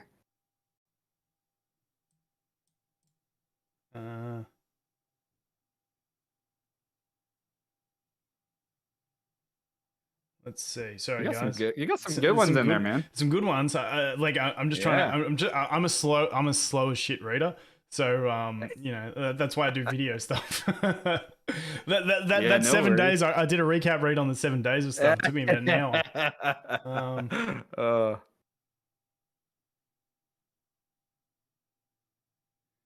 Okay, here's one that I really like, and I'm actually going to ask a couple of the ones from before. It's just I hit it, and I actually like this one. By Brian Zilla 2133. Are projects in Chain Boost going to have their own NFT in Chain Guardians, like Sonia and Spores?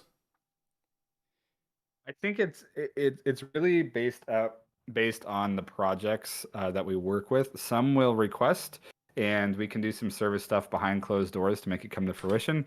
That said, I can confirm that we're going to have a Babylon's NFT, and I will say, full transparency here, I will say, as amazing, incredible, drop dead gorgeous as Sonia is, this Babylon's NFT really gives her a run for her money. Ooh, nice. Get the waifus in the house. Yeah, definitely. Well, did I say? Oh, darn! Little spoiler there.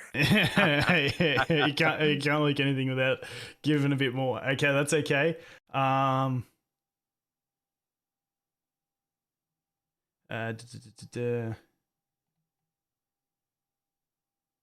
Let's see. This is where I wish that they would vote on it. Yeah, no worries. We have some time. It just gives me time to charge my camera. You know what's funny is when my camera comes back on, it's going to be like hyper rolls. That's all good. We're just going to go flat out. Okay, this one's an interesting one. I think we kind of answered it, but I also wouldn't mind digging a little bit deeper into it. Does the CG team have any plan for the bear market? Will there be any adjustment to the roadmap or focus during different market cycles? Like obviously we spoke about the idea of like, pegging the dollar amount at the start of the stream, and using that, but like any other impacts that you can see like affecting the team or the project in a bear market? No, dude. So here's the thing: is we're not here to speculate. We're here to build. We're here to add value, and that doesn't stop because we're in a bear. Actually, you want to look at the number one precursor of successful projects. It's who puts their head down, stops whining about token speculation, price action, and actually puts the work in, right? And so like the thing about everyone knows this. Like everyone on our team averages like 68 hours, 80 hours a week, just because we're creating. Oh no! If anything, we work harder, right? Because that's how you add value, and ultimately you create. Here's the thing: if anything at all, like you create the best gameplay experience. People don't stop playing video games and earning just because there's a bear market, right? So that's Yep. why the focus is making the best possible gameplay experience so that people can get their mind off all the BS and noise going on in the rest of the industry. Yeah, 100%. And like, and me personally, I don't see a crypto bear market having as big of an impact on the gaming space as long as there's a game active and active users driving the actual the economy of the game. I don't think it'll have as big of an impact either. So that was Paul L. At the very end, once we're done the questions, guys, then I'll get you guys to drop your Twitter handles just because I've written your names down. The next one, this one, I'm going to use this question from Angel, but I'm going to put a bit of a spin on it as well. It says, how many tokens will we need to stake to get a slot in the launchpad? Now, obviously, to get verified in the launchpad in Chain Boost, you need 500 CGG. But the staking part, you don't have to have it staked. But I wanted to actually ask you about staking because this is a question that I did have that I forgot about it. With staking, obviously, you did have staking on Binance. And you're bringing staking to Ethereum, aren't you? Yeah, so those solutions are obviously outsourced, right? PancakeSwap, we offered the DeFi opportunity staking on PancakeSwap. We had one on QuickSwap, which has since expired. We still have an active one on DinoSwap. Internal staking is going to be on obviously through our own website and predicated on Ethereum, right? Now that said, we don't have a tiered system, right? So just because you're staking your tokens doesn't mean you're going to get a spot in the launchpad. That goes back to what we're talking about, right? Is the boost score and the launchpad is focused around gamification and long-term support. So if you really want to focus on building your boost score, you focus on CGG staking is obviously one aspect that goes into it. CGG holdings another aspect. NFTs, the amount of NFTs, how active you are in the RPG, how active you are in NFT mining. So we don't do a tiered system because the boost score is designed to really dial in on who's long-term supporters, not just speculators. Yep. And just to touch on a little bit more, because I'm just going to go with it a little bit on the staking, because I didn't get into the staking on the other two platforms, but with your native staking or with the Ethereum one, what type of staking will you have? Like just pure CGG staking, or will you have like liquidity pools with Ethereum or anything like that? Yeah, liquidity pair tokens. Technically can't discuss just yet, but Okay. there are details right around the corner. What I can say is we'll have traditional avenues in terms of earning yield, and we'll also have farming for fractionalized NFTs, kind of like you stake your CGG, you earn your way towards rare NFTs. So just because that's a little too far on DA, unfortunately, I wish I could touch on that. No, that's completely fine, man. All right, so the next one I looked at is by Software Unboxed. Will anybody be able to buy land? Will anybody be able to buy land later, or is it only for stakers, NFT holders, etc.? Like, what's the requirements for land? Also, we'll chuck into that. Do you have a ballpark figure of cost? How many different tiers? Just a bit more on the land would be great, but if you could. I'm gonna assume that Software Unboxed is referencing the Cryptoverse land and not other land that we have brought through the Chain Boost platform protocol. Yeah, I'm tipping. Yeah, see, it's Chain Guardians type focus stuff. Yeah, of course. So it's gonna be all tied to boost score, similar to what we did with Network. It's going to be tiered, similar to what we did with Network, where the higher the boost score you have, you're going to be available to get into round one, where you'll be able to buy different classifications of land. If there's going to be a tier 2, and then so on. And so it's if you want to have the opportunity to kind of pursue the land that you're going to want and be able to choose what land you want, definitely there's an opportunity. There's a golden opportunity to start building up that boost score now. Yep. But like so basically the minimum requirement to go for land would be to be verified on Chain Boost, which is 500 CGG. Is that correct? Correct. Yeah, and you then, have to and then it works 500 CGG. And then it works like anything else. Because what do they call the verification thing? I always forget the letters, the acronym for KYC. It. KYC. That's it. You got to do a KYC, and to do the KYC, you got to hold 500. Now, do you have to always be holding that 500 CGG after you do the KYC? Yeah, the concept here is in order to express interest, you'll have to hold that 500 CGG. Okay, so don't just do it and then sell up. Well, and you can, but we've also implemented that if you buy CGG to get into an express interest and then sell it, it there's a scaling factor here because once you You boost sell, now score. you have to buy you have to buy 2 times as much CGG to get your boost score back to the original value, right? So Okay. it's again, we don't want the ebb and flow of buy 500 CGG to express interest. Every time you do that, it's going to reduce your boost score and it's going to be harder and harder to build it back up. Yeah. So essentially answering that question, to get in on land, the minimum requirement is 500 CGG, but it doesn't guarantee you a slot at land because it's going to operate like the Correct. rest of the chain boost ones where it's, Correct. you know, you got your percentage chance based on what it is. I think for me, I think I sit at about a 2% chance. And you know, you can go up from there, but I'm only holding like 600 CGG. So that just gives you a rough idea. And on top of that, I just wanted to touch on land a bit more now that we're back to it. How many different tiers of land, and do you have any sort of ballpark figure of cost, or can you answer that at the moment? I can't. I wish I could, but I Yep. can't just yet. More details to come, bud. And I'm guessing, can you tell us the utility of it, or you can't do that yet either? Well, I think it's safe to say that the utility can kind of follow a lot of kind of things that we see in place. So like we don't expand into an industry or a niche within the space unless we feel like we can add more than what's currently being done. So just to kind of highlight, obviously we're going to do virtual events. People will be able to monetize different content. We're going to have cool like NFT farming structures in place, and then users will be able to build out mini games and cool things. And then those are kind of like the things that we can discuss right now. But obviously we're going to add some pretty groundbreaking things in there in terms of utility as well. Yep, 100%. All right, now let me just grab one more question because that'll bring us to 5. I had one, I lost Yep. it. What are you doing, man? Yeah, no, I'm bad.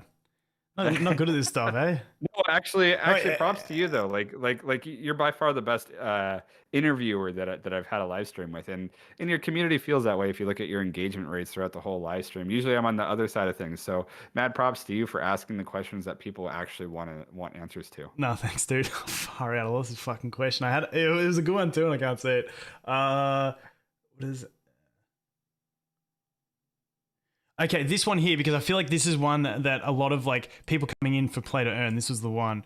I don't think you'll be able to answer it, but I want to ask it because we spoke a lot about it, but we didn't go into specifics. What is the estimate earning? They say profit, but the estimate earnings that can come from this game as a free to play 8 hours gaming per day. So like, sort of like you know, earning capacity. But also, how long do you envision to earn the daily pegged capacity that we're talking about? So if you can't answer a figure, can you talk about like time played to actually get there? I think it's safe to say that as I discussed a little bit earlier, the scope while we've deconstructed these models is to allow avenues for people to have primary income sources through our game in certain areas of the world. Yeah. Now, that's the most amount of clarity I can provide on that for right now. But if you look at kind of global markets and what you know, primary income opportunities and what that scale looks like, you'll be able to kind of backtrack and get a generalized idea of what that looks like. Okay, sweet. So yeah, and obviously the time spent. Like free to play is also like a perspective thing on like how long have you been playing free to play and reinvesting. So I think the time thing, like you said, the better you get, the quicker you're going to be able to do the stuff as well. Yep. But definitely looking forward to seeing the implementation once we do actually get that conversion and start earning CGG in the game. Yeah, the whole concept is like there's going to be a lot of different ways for people to hit that cap, that daily cap, right?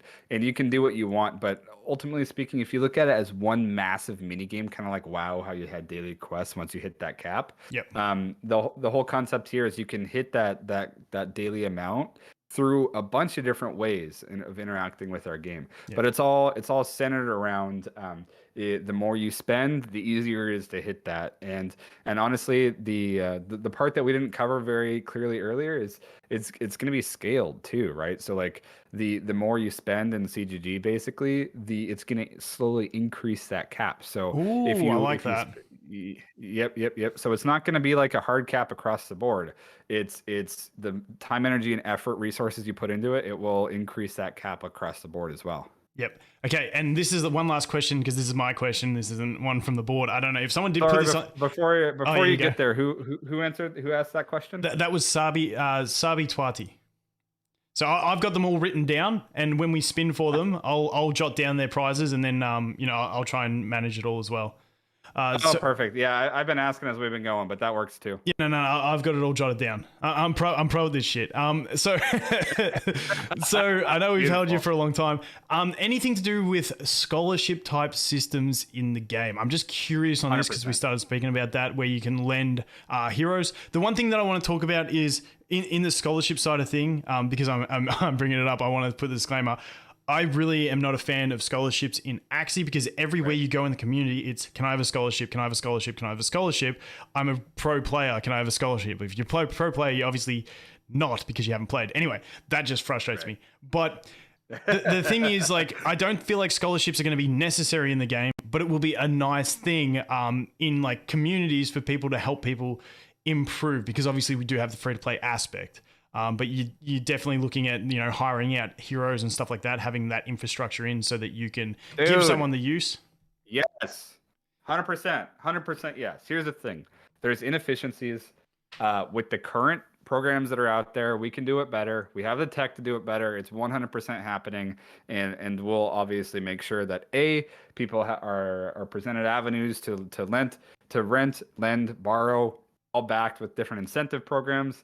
And then we're also looking at ways of bringing it into the actual game experience. We don't want any of this kind of fishy, malicious third-party interaction. There's a better way to do it. Yeah, so we have the solution outlined. Built-in systems where you still own the character, but they're just using it for that purpose. Now, this is another interesting thing because obviously, once again, I peg it back to Axie because that's the one everyone knows. The scholarship system is that, like, the person who owns the NFTs gets all that income and then it's up to them to distribute it. Would you consider having built-in systems like a contract in it for the distribution? So you guys would actually distribute that earning of CGG between a pre-signed amount between the two parties? I think there's ways for us to look at doing that. Obviously, there's a lot of inefficiencies as I've outlined, and there's a lot better ways. Now, will it be rolled out with the inception of the first program, the first iteration? Likely not. Yeah. But possibly so. And so I can't give you concrete one way or the other. But what you do know, what your community hopefully knows at this point is we're always looking at ways to make things easier for the community. Yeah. Sick. All right. That's that. Hey guys, and guys in chat, I'm going to be more organized. Like next time we have Ben on, if we do this type of thing, I'll do a post and get questions before it. And that way I can be more organized than that. I felt like I handled that pretty poorly. So, can you get your camera back on so we can do the wheel for the five winners? Yeah, 1 second. Okay, I think he's getting his camera on. I held him too long, guys. By the way, just because, he's having technical difficulties, this stream almost never happened because I got 2 other YouTube channels. I forgot that I hadn't verified this channel for streaming. So I only got verified to stream on this channel about 10 hours ago or something like that. So I almost completely boned it. Yep, perfect. You're back. Good. Let's roll, bro. So let's one, roll while we're up here. First one is going to be for Brian Zilla 2133. Let's give him his reward. Let's see. And at the end, I'll get the 5 people to put their thing in.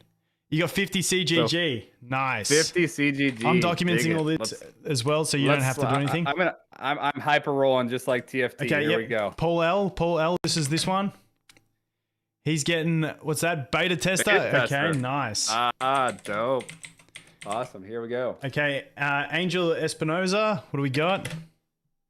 I can't see it. Bring it over a bit. 50 CGG again. CGG. Awesome. All right, here we go. Okay, software unboxed. 50 CGG again. You guys like CGG, man. Is there anything else on this wheel? Let's go. All right, and we got one more for Sabi Twati. Sabi Twati. Here we go. Let's see. Oh, Sushi said, Sushi Chef "Ooh, Rio. that's. I think. Yeah. What's floor on him? He's actually that's a pretty good prize." Yeah. Hey. And then let's do one more fun thing here. Let me think. Let me see. Let me pull up your chat real quick here. Let's see. You have 59 people still watching. Okay, so League of Legends. This is going to go to some League of Legends. I asked a similar question a couple streams ago. If you can guess my main in League of Legends, I will whitelist you for the next IDO. Actually, honestly, I have two mains. So to keep it fair, I'll whitelist two people. Roll is jungle. They're both melee. Let's We'll go. do that route. I'm not even going to attempt to guess. I played a little bit of League, but I was just a complete WoW degenerate 12 hours a day. So that's where my gaming life existed. Okay. So I'll let you look through the comments and pick the winners as soon as they come up, and I'll jot them down. Okay, we've lost him for a sec. Again. It's okay. Yep, you're back. There we go. Yeah, so jungle males, they're both males, they're both jungle, and they are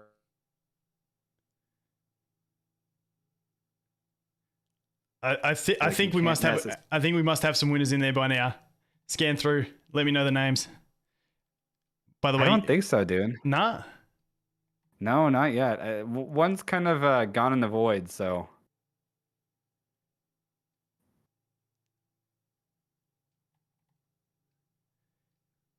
We got one. Zane Tomek. Zon? Wait, Zed. How do you spell that? I can't say it. Zanto. Oh yeah, I see it. It's got the Z. It's got the Z with the line. Yeah. So Nocturne's one of them, and then first one to type Viego gets it. There you go, guys. Get it. I can't see. I still haven't seen one. Wait, guys, I gave you the answer. No. It's on a fair big stream delay. YouTube always has a big stream delay for me. Have we got it there? I haven't seen it. No, not yet. No one's typing Viego yet. Guys, he's giving you the answer. You just got to type it. Ah, there we go. Who was it? I didn't see it. Technically, it's Exclude, but I know he can't participate, so we'll have to go Ultimate Gamer, and then Exclude will take care of you, send you some stuff as well. So XX Ultimate Gamer X will hook you up with whitelisting for the next one as well. Ultimate Gamer X Ultimate Gamer X. Okay, so with this, so now that we've got that, if you guys can, stop spamming just so that we can get these guys get their Twitter handles. If you don't have Twitter handles, we'll be able to do Discord or something like that. And while you're not spamming, feel free to drop a like and a sub. Self-plug,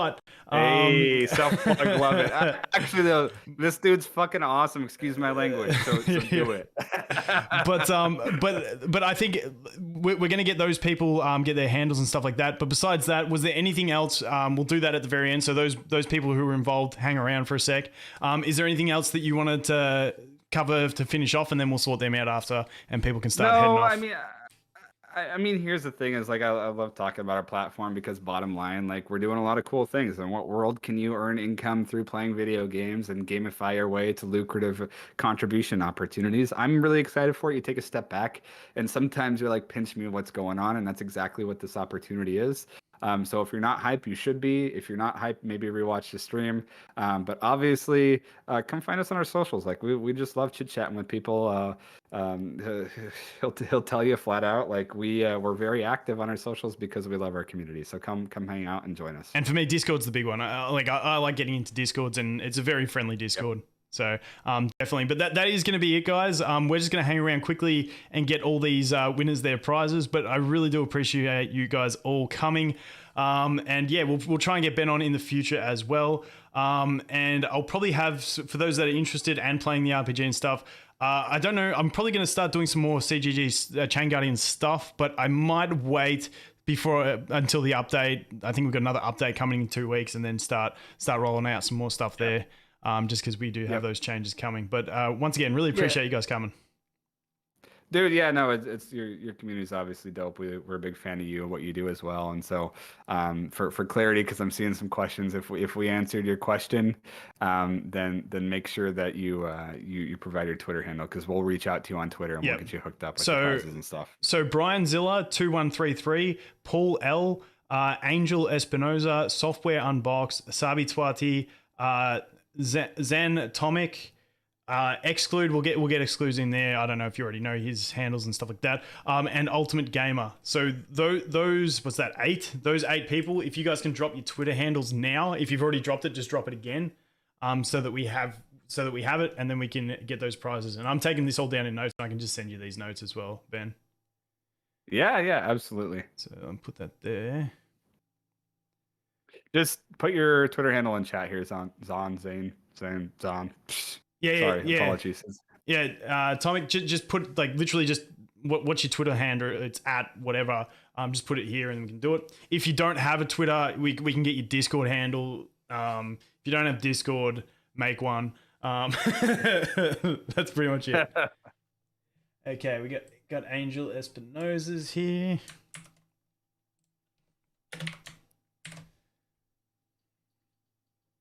I'll just answer some questions as I'm seeing them. Yeah, if you're happy to. Super.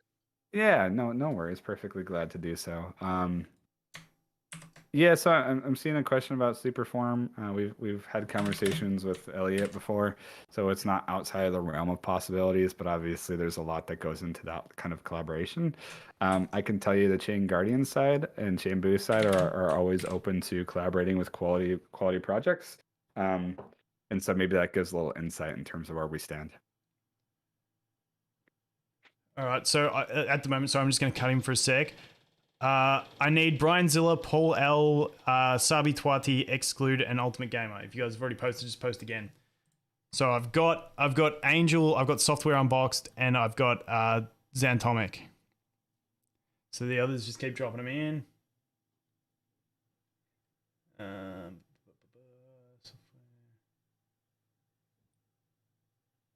I know. Let's see here. Oh, Exclude, I got yours. Sorry, man, I missed that. The love heart threw me out. Thanks, dude. Let's go. Exclude. I'm seeing people talk about envelopes. We gave away a lot of stuff today, y'all. Don't be too greedy. Come on, peeps. We like giving stuff out, but we gave what, like, I think 150 CDG and IDO, 2 IDO spots. The Sushi Chef Rio was a good win. Yeah. Yeah, I've got you Software Unboxed.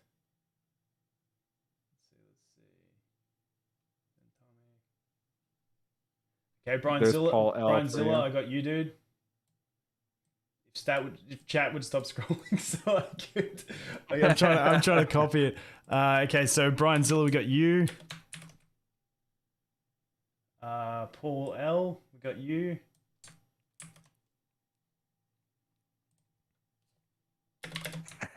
Pool Party Graves cosplay. You guys, Sabi Twati, you in there? You guys can find my Instagram. If you can find my Instagram, I may let you add me, and there may or may not be some Pool Party Graves cosplay on there. There is a cap to change. Fucking gold! I'm gonna put it in my next video. If you can find it, man, good luck. Let's see here. There's a question. Okay, so I just need just 1 sec. Sabi Twati and Ultimate Gamer. If you've already posted it, just post again your Twitter handle. Sorry, I'm struggling at scrolling through. You keep going, dude. No, you're good, man. If I see it, I'll let you know. Let's see here. So what are randomizers? Randomizers are your free daily character that you can summon to build up your team. So that's basically the avenue for you to start, getting involved with our ecosystem via the free route. What is your team level? I don't know what that question is, DC. There is a cap on the Chainlink VRF characters. It's at 300. And I know we're getting pretty darn close to that. And we're also going to close it off at some point. So if you want to mint Zerari via VRF, there's a very limited time to be able to do that. All right. So still waiting on those two. XX Ultimate Gamer X and Sabi Twati. If you guys can just drop your Twitter handles. If you don't have one, hit me up with your Discord. The only two, that's all we need left. Twitter is wrecked. Got banned. Reposted. So I got banned. A rip, dude. Have you got a okay, Sabi Twati, that's your Discord handle, I'm assuming. So I got Sabi Twati's Discord. That'll be fine, yeah. That shouldn't be an issue. And then yeah, that's fine. Yep, Discord, sweet dude. And then Ultimate Gamer, give us your Discord handle, man.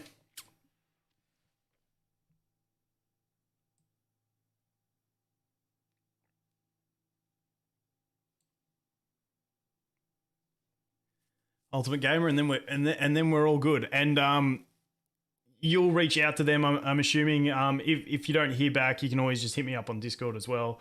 I'm not great with DMs, so I might miss it. But yeah, we will be able to get onto you guys. Like, don't stress. You can just spam my the comments in my videos if you have to.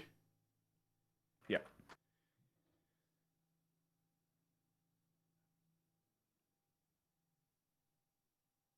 Ultimate Gamer, we just need that Discord, and we're good.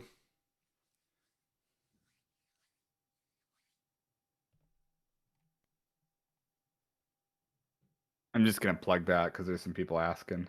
Yeah, go. Direct link to the minting. Yeah, go nuts.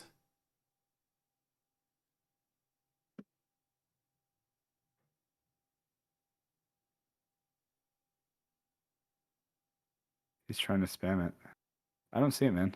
Do it without that. Like, just do it without the hashtag. I don't know if that's affecting it, but just like write the username, because normally it's something hashtag numbers. Just do the name space numbers, and I'll put the hashtag in the middle. Should be fine. Yeah.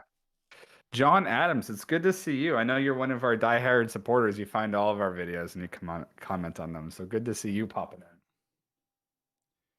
Can they not read my spam, maybe? Yep, there we go. Beautiful. I've got your Ultimate Gamer. Worked perfect. All right, so give a little bit of time. I don't know how busy Ben is because I've probably held him way longer than our appointment was. So I've probably screwed him. So give him a bit of time. If you don't hear back in the next day or so, just hit me up in my newest video on this channel whenever it is, and I'll check those comments and make sure you guys get it. Also, we will have... Like, I'll chat to Ben and he'll let me know when he gets them all done anyway. But that is where we're going to leave it because, like I said, I've held him way too long. I really do appreciate you guys coming once again to the stream. I might try and do more interviews this style. I actually enjoy the stream style of interview, even though we have some technical difficulties. So it's a bit of fun. Dude, it's fun. But we just get to hang out. People being people, talking to people. That's the way it should be. That's it. All right. That's where we're going to end it, guys. But really appreciate you guys coming. Hope you all have a good one. Catch.